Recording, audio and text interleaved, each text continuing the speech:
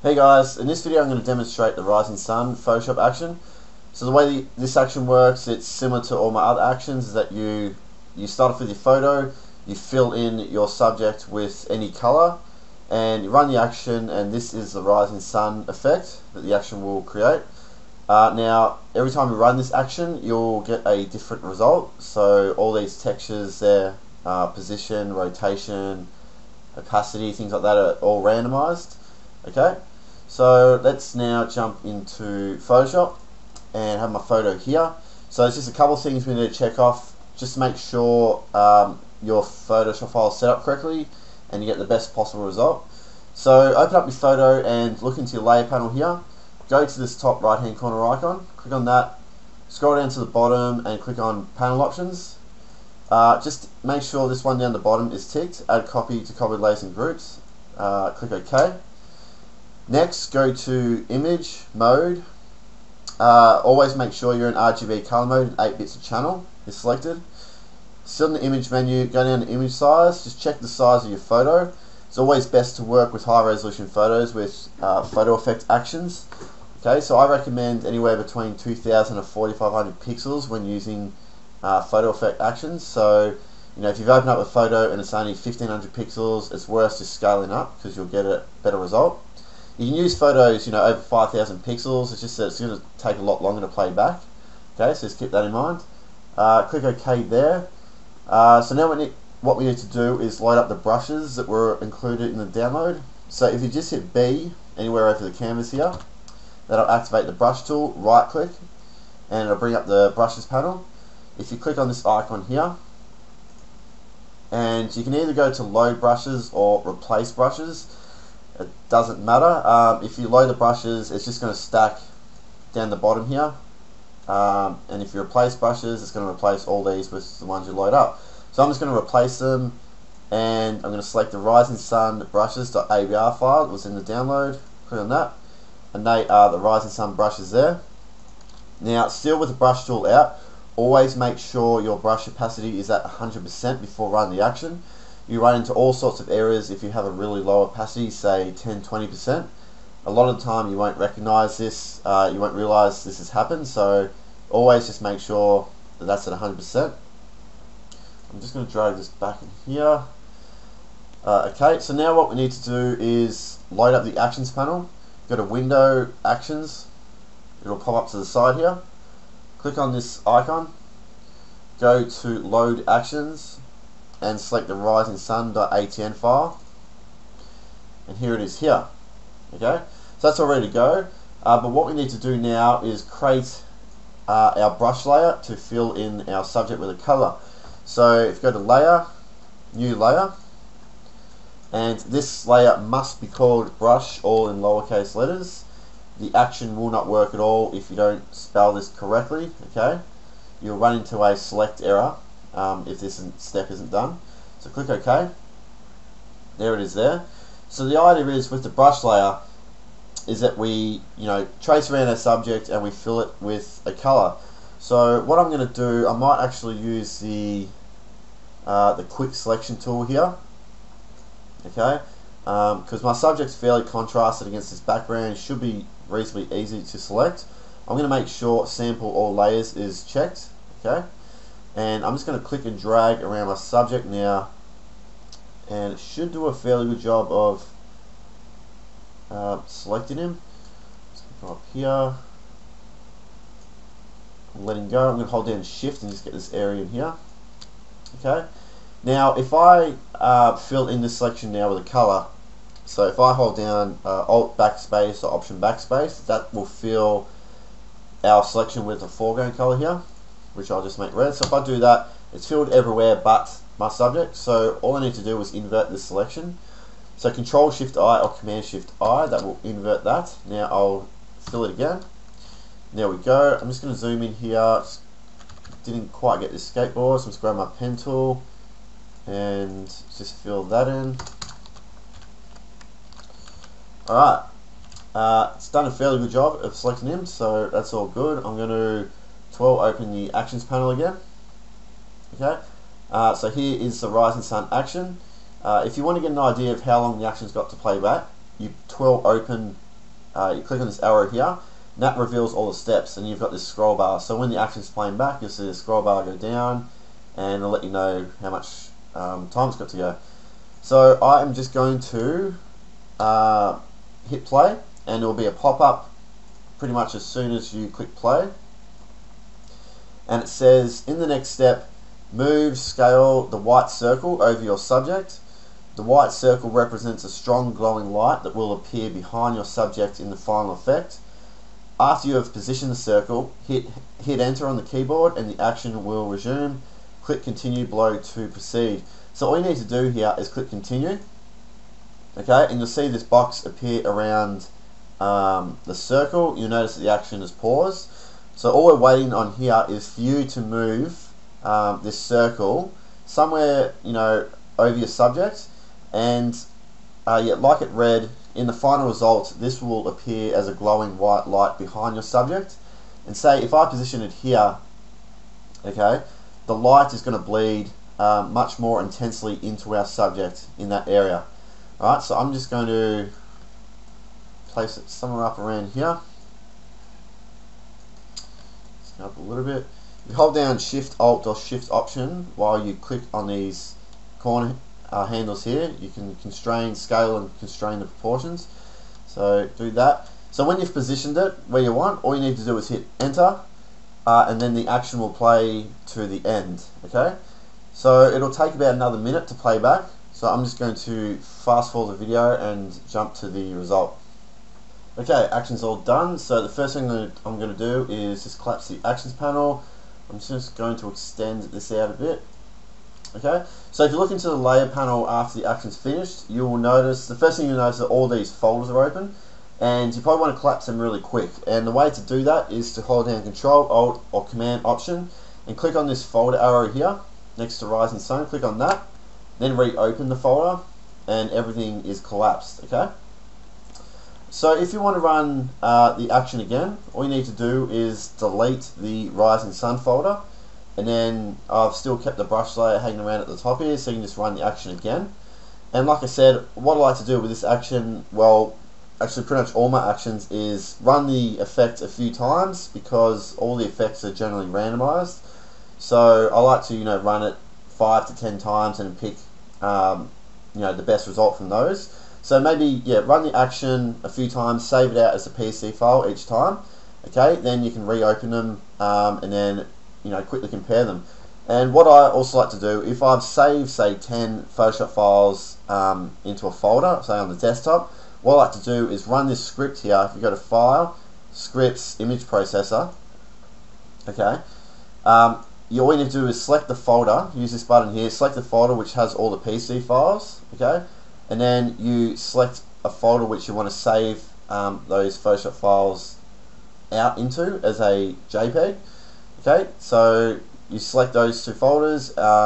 Step 3 here, you can just click Save as JPEG, and then when you click on Run, what it's going to do is open up all those Photoshop files, and then it's going to save them out as a JPEG. So you can quickly just click on those JPEGs and scroll through them to compare which effect you like the best. Okay, and then you can simply reopen that Photoshop file and start editing. Okay, right, I'm going to jump back into the Rising Sun folder here, and rather than go down from the top to the bottom, I'm just going to start off with this folder here, the main photo. Just going to jump around a bit. There's quite a few layers and folders here to get through, so I'll move through as fast as I can. So main photo here, you can see that if you turn it on and off, that has pretty much most of the visibility of our subject. Okay, and the first thing you'll notice here on the mask, okay, is that if I hold down Alt or Option and click on that mask, we can go inside, that I've prevented our main subject from showing in this lower part of the design. So you can see when I click back, you can see how his feet kind of fade away. That's coming from this mask. So if you don't want that, you can just hold down Shift and click on it. That will disable the mask, and you can get full visibility back into your subject's feet, or what, So I'm just going to leave it on because I think that looks pretty cool. Okay, so if we go inside the main photo, we have this folder here called Photo Edge Glows.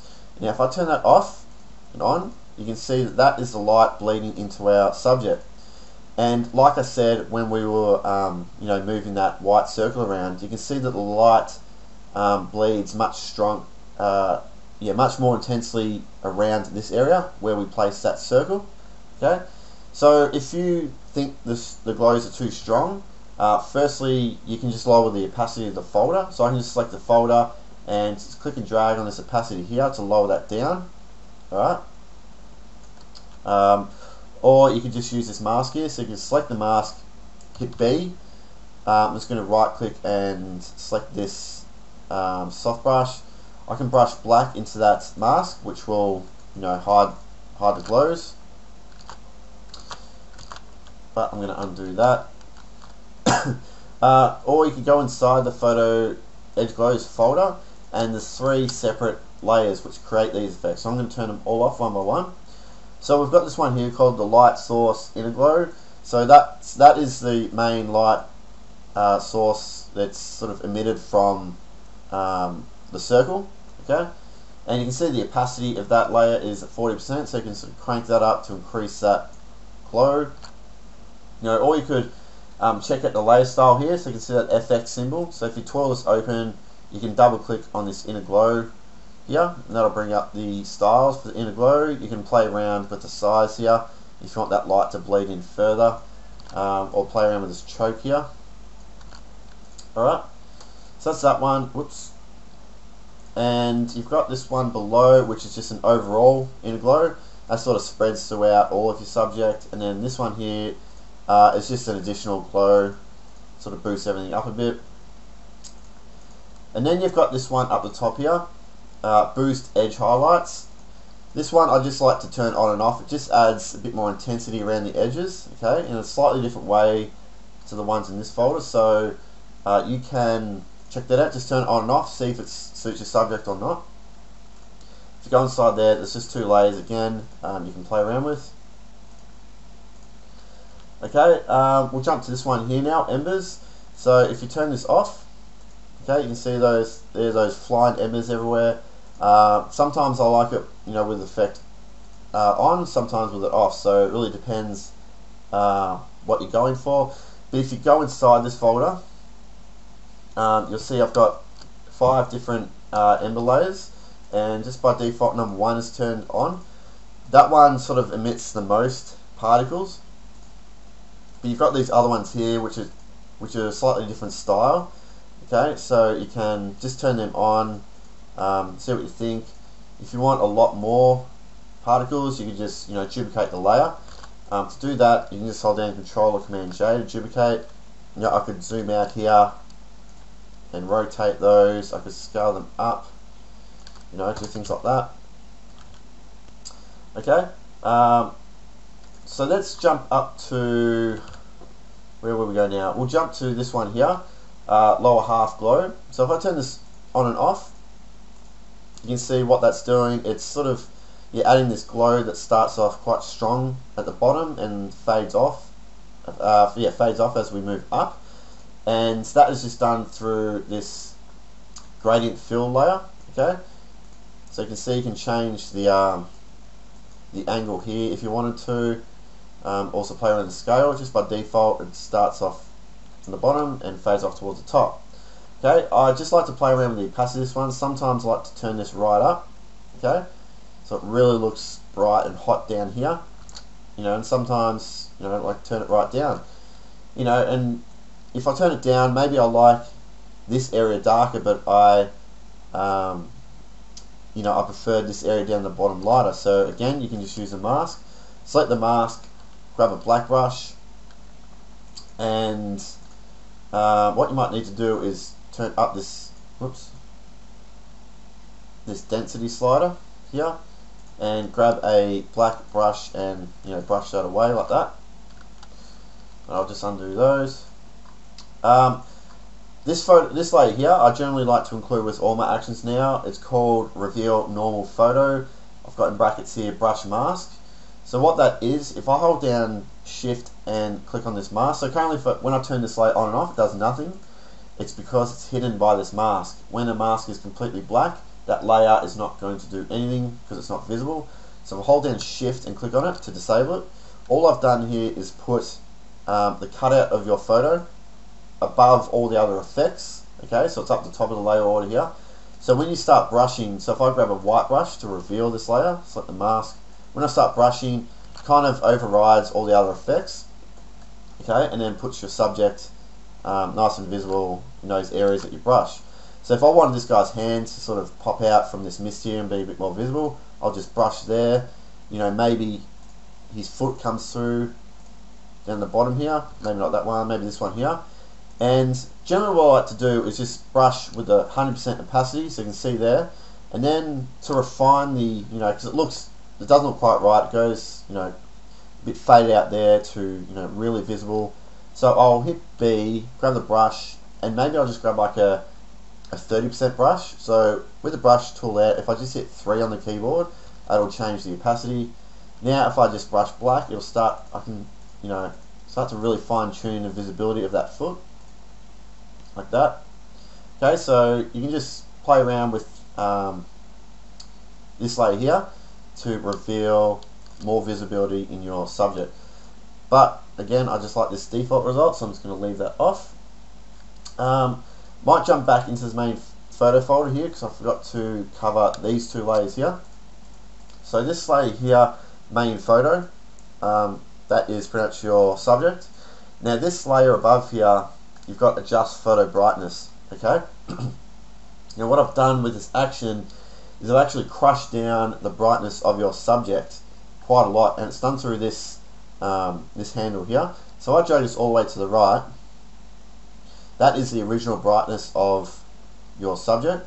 Okay, but what I've done, I have crushed all this down because the light is coming from behind our subject, so it's a bit darker through the middle. So if it's too dark, all you need to do is grab this white handle and start dragging it to the right like that. Okay, so I'm just going to leave it about there. Okay, that's that one. Now we've gone over that, we've gone over this one. So boost overall glow is similar to lower half glow. If I turn this on and off, what that does, this step of the action, I took a snapshot of the design and I applied some general glow over all the hotspots. So you can see that there. If you look up through the sides here, it just adds a bit of glow over everything. Again, play around with the opacity. So you can see it's at 70%. So you can just lower this down. Okay, and again, use the mask in areas that, you know, when you drag this down, have a look around the design, ask yourself, you know, does this area look better darker? Does this area look better darker? Does this area look better brighter? So, you know, I could grab my black brush, maybe I could hide it here because I like it darker in this corner. You know, so make sure to fine tune things through the masks. Okay, I'll quickly cover these 2. Add noise, pretty simple, adds a bit of grain over the entire design. If you like that effect, turn it on. Darken edges, we'll go around the edges and sort of create a vignette effect. Okay. This layer here, foreground fire, if you turn that on, you'll see there's a lot of flames here, and if it's too strong, again just lower the opacity, and again, you know, maybe I don't want all this brightness down here, so I could just use my black brush and just brush that away. What I also like to do here is reorder the layers a bit. So maybe I want these flames sitting behind my subject, so I could move this down below the main photo and then it will sit behind him. Okay, so make sure to play around with that. I also like to flip things horizontal just for it to see if it looks any better. So I could go to edit, transform, flip horizontal. Okay, and then what I like to do after I've done that is hit Control or Command Z to undo it. Undo, redo.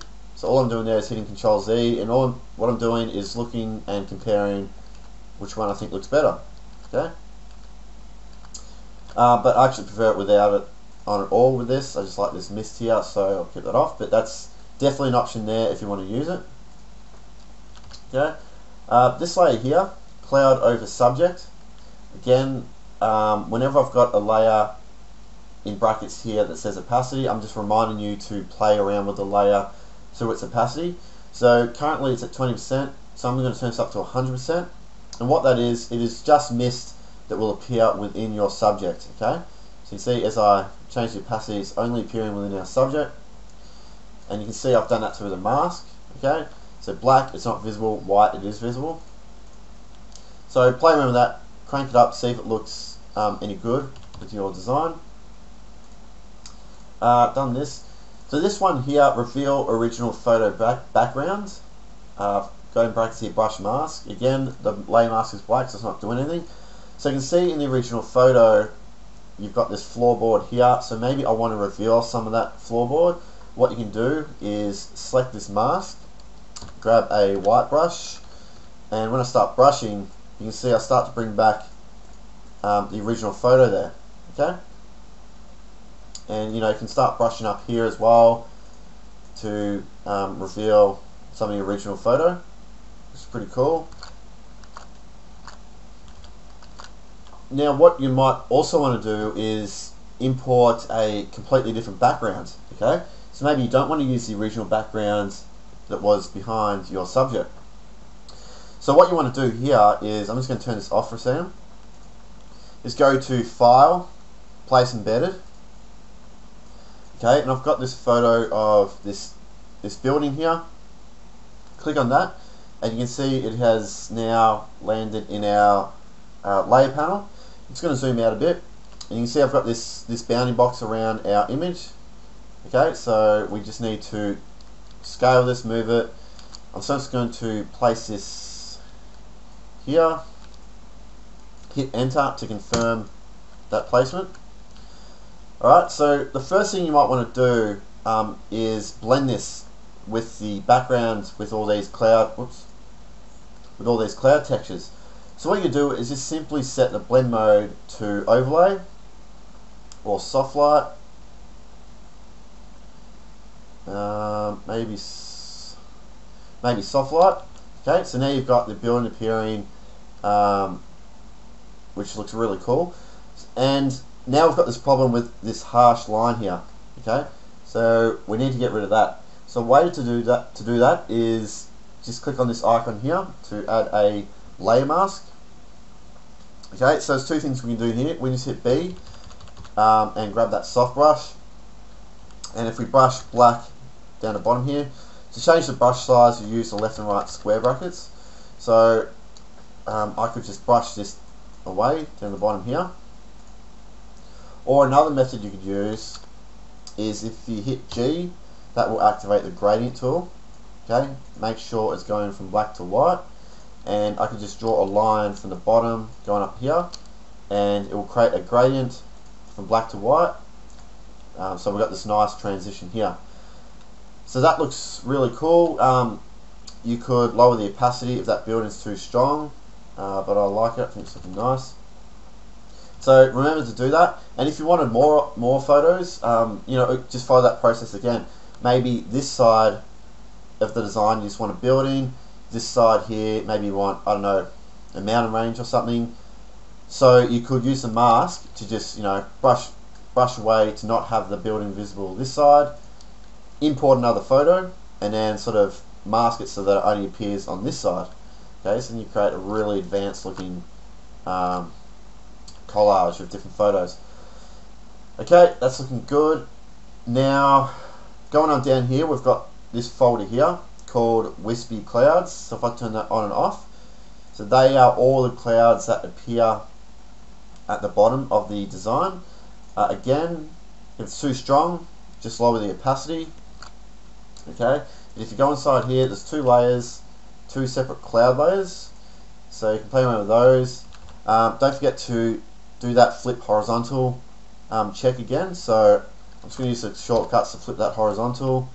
Now when you flip it horizontal, you might get this hard edge here. It's because the layer, you know, has sort of moved away from being aligned perfect onto the canvas. So to quickly align it, all you do is hit Control or Command A and then use these align tools here. So you've got align vertical centers and then align horizontal centers. Actually, you don't want to do, sorry, I'm going to do that. You don't want to do vertical centers, you only need to do horizontal centers. So click on that one and it will snap it so that it fits nicely. Okay, so yeah, play around with flipping those cloud layers around. I actually think it looked better that side, so I might leave that. Okay, what you can also play around with is adjusting the height of these layers. So I could select one, hit Control or Command T, and you could scale this up further if you wanted to. Okay, let's have a look. Might just leave it where it is, but that's definitely an option. And also don't forget to play around with reordering the folders and layers here, so you could put this up above the main photo, which will appear much stronger over your subject. Okay, this layer here, this is a light source. This was this white circle that we placed during the action. Okay, so you can see when I turn it off, this part here then doesn't look natural because we've got this strong light bleeding in here with no real light source coming from behind him. So when we turn this on, it looks much more natural. Okay, and you can also move this light source around. So I can move this around here. Okay, and it's a smart object. The reason why it's a smart object is because I applied some blur to it, and with a smart object you can keep adjusting that filter effect. So I can just double click on this Gaussian blur text here and it'll bring up this window, and you see if I drag this to 0, there is our white circle, and you can just click increase this radius and it will start to blur out, and yeah, it looks like a hotspot. So I'm going to click OK. If you want more of these hotspots, just hold down Alt or Option, drag down on the layer, that will duplicate it, and then you can move it around like that. Okay, going down here we have these two layers, middle black clouds 1 and 2. Okay, so if you turn those off, you will see that it adds these dark clouds, which helps with the visibility of the form of these wispy clouds. Okay, so you can see without them the clouds disappear quite a bit. You might like that effect, so just turn them on or off, see what works. Okay, if you want them to be even stronger, you can shift select them, hit Control J, just like that. You can see the clouds sort of building up there. Okay, going on down here we have the cloud flames 1 and 2. By default these are turned off, and if you turn them on, they just sort of add these flames that will appear in random spots in the top half of your design. Okay, and you can see in the mask here that I've restricted it to only appear really up the top here, and sort of fades off as we go down. Hold down Shift there, you can see it increases the visibility. And again, the reason why this is only shown in this area is because it is sitting below these black cloud layers. So the black cloud layers are prevented from being totally visible, but if I drag those above, you can see that the visibility there really increases. So play around, yeah, with reordering these layers again, because it really does change the look a lot. I am just going to turn those off. Now this here is the top black clouds, so if you turn those off, you just get this big white glow, okay, which looks pretty cool in itself, so you can try that. Try to turn it off, see if it looks any good. Also like to play around with the opacity of this layer, so if I just turn this down a bit, you can see that's quite a nice effect, but by default it's at 100%. Okay, so play around with that. Also like to, if I zoom out, you can scale it, so Control or Command T. So I could, I'm just going to turn this off for a second. Control or Command T, I could scale that up, okay, or you could, rotate it. Alright, so definitely want to play around with that. Zoom back in. So this layer here, clouds backing color, if you turn this off, you'll notice that this top area has gone dark. Okay, it's because the entire design, all these layers, is now falling down onto a grey background. Alright, so if I change this to white now, you'll see it's brought back all this brightness in the clouds, but it's also increased the brightness, in these random areas down the bottom. It's because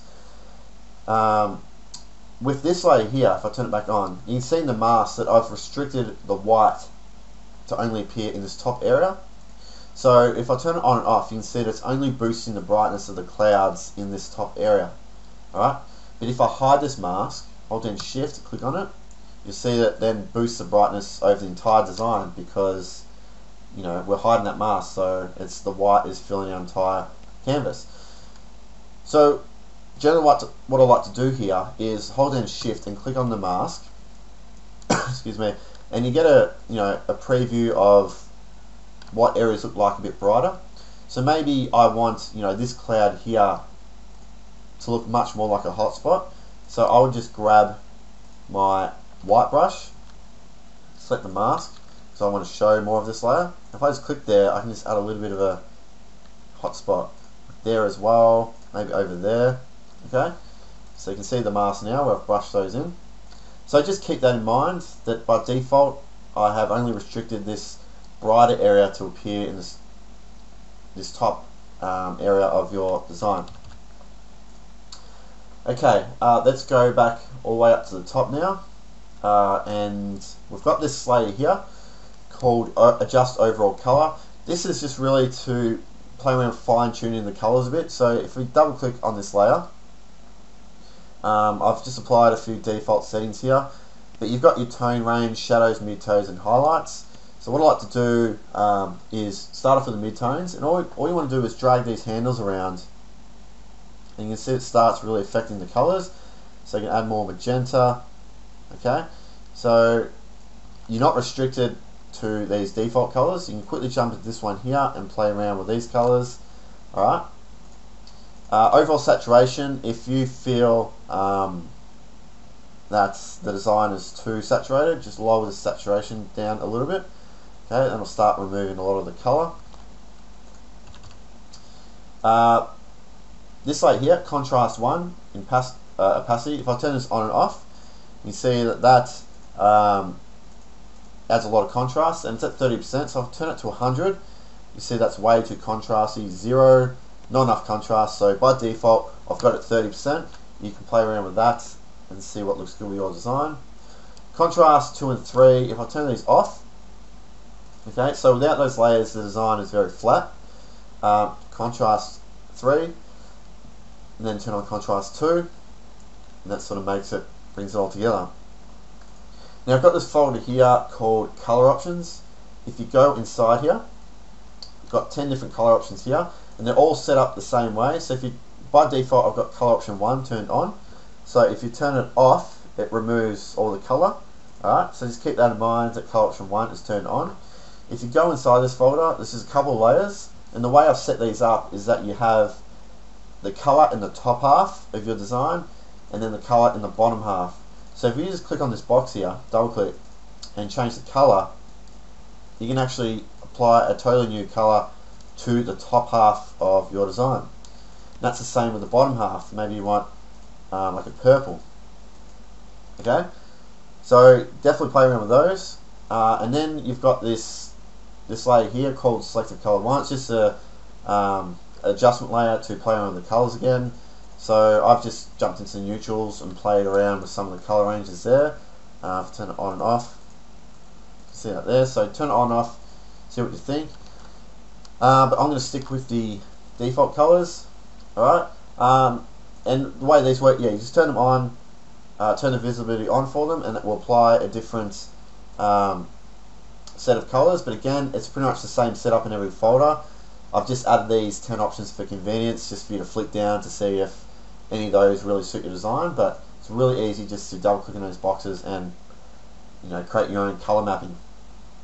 What you can also do is, if you create a if you create a new layer, Control Shift N or Command Shift N, and if you set the blend mode of this layer to color, you can pretty much just paint on any color you want. So if I see B, if I just grab a blue, if I start brushing now, you can see that I can just apply any color I want. And what I like to do is when I've brushed on a few colours, you hit Control or Command U, and that'll bring up the hue and saturation. And what you can do is just play around with this hue slider here, and you can quickly preview different colours. Maybe I like this blue, and you can play around with the saturation. If it's too strong, you turn it right up. Play around with the brightness as well. Okay, so I definitely like to do that as well. Just paint on colours. Something else I like to do is sometimes just fine tune the glows a bit. So if I create a new layer, and if you set the blend mode to screen, so what I want to do now is maybe I want to add a larger glow here around his mouth. So I'm just going to hit B, and I'm going to select like an orange here, and if I just brush now, you can see that it adds a nice big glow. Maybe I want this to be more like an orange, yeah, like that. Okay, so I always like to brush on with 100% opacity, and then sort of just drag this down the opacity to get something that works well. Maybe I want to add a bit more of a glow come from this, maybe in here. Okay, it's really simple to do. And again, when I've applied those glows, I always like to check that hue and saturation slider again. So Control Command U, and I can just drag this slider to change the color of those glows. So I might just add a bit more red. Okay. So now let's turn the Cydia image back on. I'm going to turn this layer back on as well, but I just want to hide. Oops, actually, what I might do, I'll fill the mask in entirely black to hide it, and I'll brush white again. Maybe it's 50% opacity down here. Let's change these colors. So let's go into here. Let's change that top color to a blue.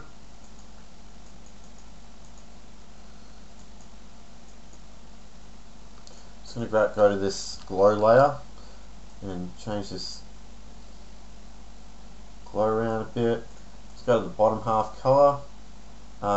Also, another little thing I like to do here is create, so it might be chopped off, a hue and saturation adjustment layer above one of these. If you hold down Alt or Option and move your mouse between those two layers, you see that white box of the arrow, that will create a clipping mask so that this adjustment layer only now affects this layer below.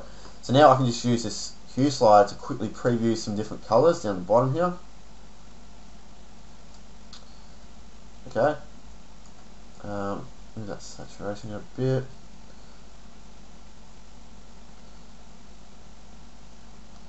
Green looks really cool.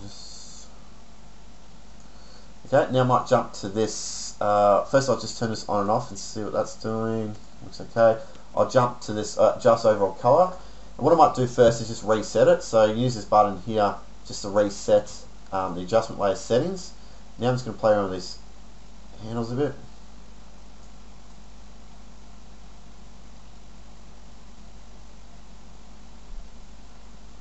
Blue.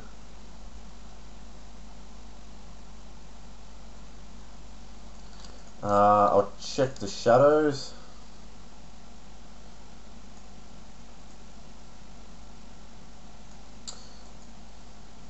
Okay, and you use this button here just to preview before you hold down then release it. It just previews before you made those settings and after. Okay, I might just change this opacity. Might just use about 50% of that. Okay, that's looking pretty cool. I think I actually still prefer the original red colors. So can I undo all the way back?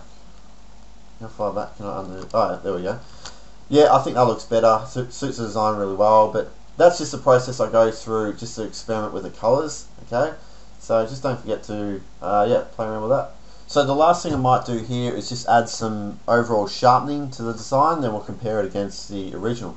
So what I like to do is you select the top visible layer or folder, and we want to create a snapshot of our design, so everything that we see onto one layer. So to do that, hold down Control Shift Alt E or Command Shift Option E, and that merges everything you see onto one layer. So if I move this layer around now, okay, now you go to Filter, Other, High Pass, okay, so you can see you get this very subtle outline of all the details, and you want to keep this number really low. So I generally go for 1 or 2, but I'll go for 2 so it's a bit more visible. Now what I want to do is just remove all the color. So you can see if I zoom in here, get these traces, this you know, get a bit of red and green and blue. So to get rid of that, just hit Control Shift U or Command Shift U. That will quickly remove all the color. Then set the blend mode of this layer to you know, hard light, vivid light, or linear light. We'll go linear light. Okay. Now if I just bring this opacity to 0 and 100, you can see that sharpening there. So you probably don't want to use it at 100, and I might change this to like hard light. It's not as strong. Okay. You might be able to see that as I turn it on and off. Alright, so I'm pretty happy with that. I'm going to just put this inside the Rising Sun folder and compare this against the original. So there's the before, and that is the Rising Sun action. Okay guys, that is it. If you're having trouble with the action, I'll put a link to my help page below. If you run into a specific error, just look for that error on the help page. If you're still stuck, send me an email and I'll help you out. But if not, have a good time using the action.